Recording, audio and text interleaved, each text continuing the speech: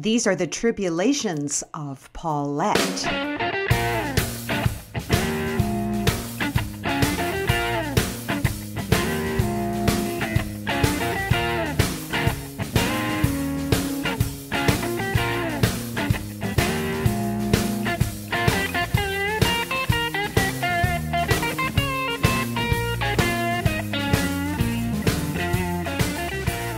I've got a lunch date tomorrow, and I'm so old that I've got to start getting ready today.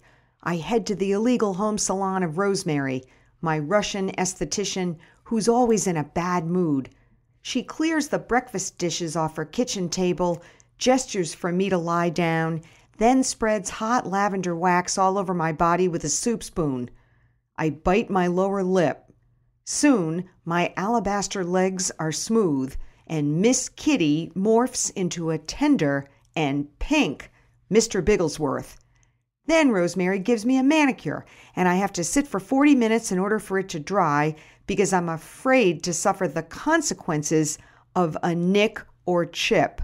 She won't fix it. This foolish routine puts a spring in my step. Afterward, I go straight to the gym. I need to use the bathroom before I work out, and when I'm done, sweatpants still around my ankles, I bend over to admire Rosemary's handiwork. Wait a minute. What's this? Some stray hairs. Ugh! Some stray gray hairs. Even worse. I examine myself really closely, peering in every nook and cranny like a Thomas's English muffin, going farther and farther toward the back, toward old Pinky himself, when I hear a noise and look up. The door of the stall is wide open. There, standing in front of me, is this older Asian woman who always works out in her street clothes. Her mouth hangs open at the spectacle. When our eyes meet, she doesn't have the good taste to look away. Thanks to a college roommate, I know 3 Chinese words. Gani ma, I say in Chestnut Hill Mandarin. As I slam the door shut, outside the stall I hear F you too in Chestnut Hill English. Later, I bump into her near the water fountain, and she winks. As I drive away from the gym, I see the Asian woman waiting for a bus.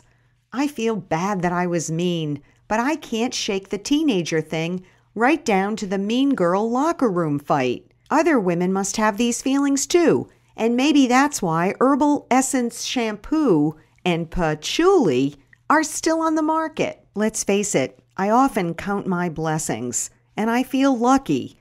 But there's something larger that's tugging at me lately I just can't put my finger on.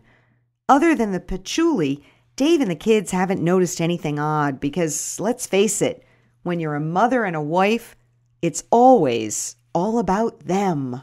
When I told Dr. O'Neill that I was feeling emboldened by my hot flashes, he stared at me like I was crazy. Also, I need constant physical intimacy, and I'm demanding it of Dave. Everything I've read indicates that most women gradually lose interest in all this. Things down below get blurry and inconsistent, and before you know it, you're left with the remnants. Old, dry, and gray. At least they got the gray part right.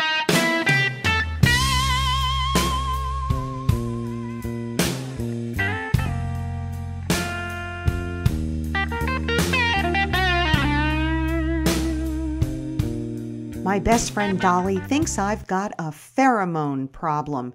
She was the one who first detected them on me after her dogs wouldn't leave me alone. I think you're giving something off, she said.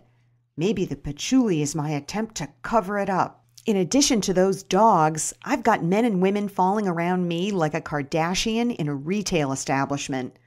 I can tell when they've smelled the moans because they get pinwheel eyes, step into my personal space, and scan my chest for signs of cleavage.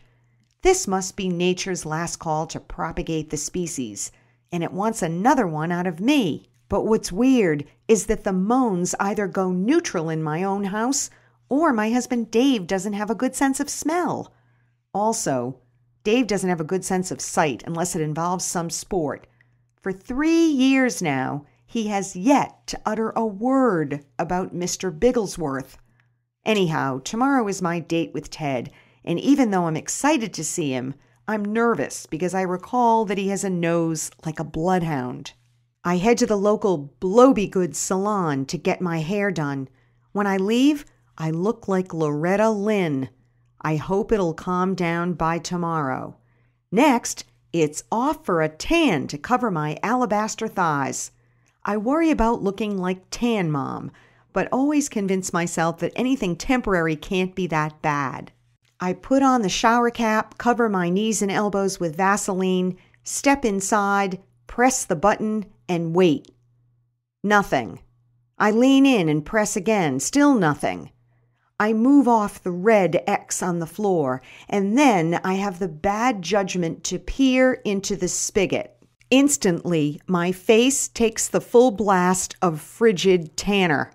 I wave my arms like a madwoman and try to cover the jets with my hands. The stuff is coming out in brown pulses that you could keep a beat to. The plastic shower cap is taking the brunt of it. As I turn to exit the booth, I take one last blast in the right kidney. I hit the emergency stop button and emerge, coughing up tanner. The attendant comes running in as I drop to my knees. I blow brown globs from my nose into a towel. After a quick inspection, the attendant tells me that the machine is out of order. No kidding. Then she tries to help me clean myself up. The blasts from the tanner have permeated the Vaseline on my hands, and every line is filled with brown. I'm a mess. From coal miner's daughter to coal miner. Just like that. I have to field lots of questions at dinner about my appearance, but I manage to fend everybody off. I help the kids with their homework, do more laundry, clean the cat boxes, and bring out the trash. Well, after the kids have gone to bed, I rouse Dave from his chair to tell him that I'm going upstairs. As I hop into bed, I hear him fumble around in the bathroom. My heart leaps with possibilities. But tonight is like every night. Poor exhausted Dave brushes his teeth and comes to bed. He doesn't even kiss me. He tucks his hands under his armpits in a move I call the wings of sleep, and he's out like a light within seconds. I close my eyes and fold brown palms into my own armpits. Please, Loretta, help me make it through the night.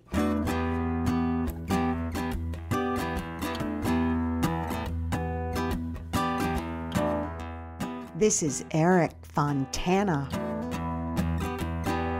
I've been on the run from love and affection. It's time for someone to share this heart. So lost and afraid, alone in my shy ways, traveling down highways, nowhere to go. Next time is lunch with Ted. Till then, ta-ta. Wasted away.